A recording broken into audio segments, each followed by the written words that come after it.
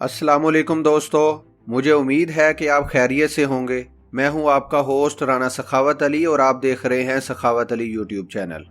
मेरी रिक्वेस्ट है कि आप हमारा चैनल सब्सक्राइब कर दें और घंटी के निशान पर भी क्लिक कर दें ताकि आपको हर नई आने वाली वीडियो की अपडेट मिल सके। दोस्तों, 1964 में जब पाकिस्तान टेलीविज़न आया, जब पहली बार टेलीविज़न की नशरियात देखी गई तो पूरे पाकिस्तान ने जो सबसे पहला चेहरा देखा तो तारक अजीज का था। जी दोस्तों, वो तारक अजीज का चेहरा था। आज हम तारक अजीज के बारे में बात करेंगे। पाकिस्तान के रेडियो टेलीविज़न के मारूफ टीवी कंपेयर थे और सबसे पहले न्यूज़ कास्टर थे। उन्होंने फिल्मों में भी अदाकारी करके अपने जौहर दिखाए। वहीद मुराद जैसे बड़े बड़े अदाकारों के साथ फिल्में बनाई। दोस्तों, तारक अजीज 1936 में जलंधर में पैदा हुए। पीटीवी के सबसे पहले अनाउंसर थे।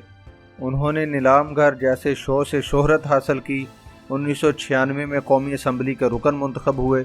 उनको सदारती तमगा बराए हुस्न कारकर्दगी और दूसरे कई अवार्ड मिले। शायरी में बड़ी दिलचस्पी लेते थे। नीलाम घर के बाद तारक अजीज शो के नाम से भी शो चलता रहा। उन्होंने रेडियो पाकिस्तान लाहौर से अपना काम का आगाज़ किया था। पूरा मुल्क उनके शो का इंतज़ार करता होता था।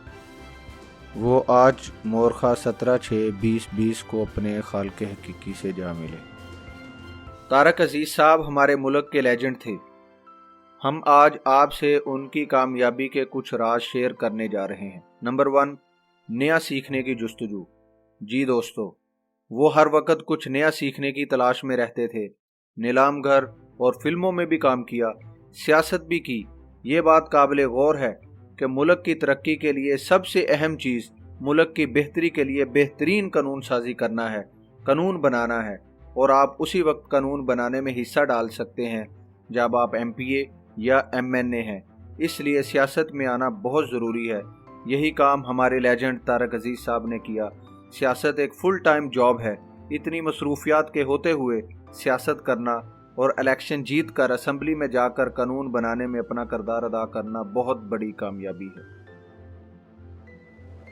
हमें दूसरे ममालिक के हीरोज़ की मिसालें दी जाती हैं, जबकि हमारे खुद के पास ऐसे हीरोज़ मौजूद हैं।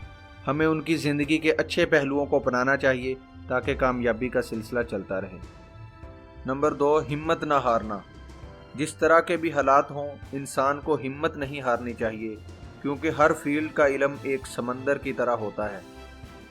उन्होंने तो हर फील्ड में अपने कामयाबी के झंडे गाड़े।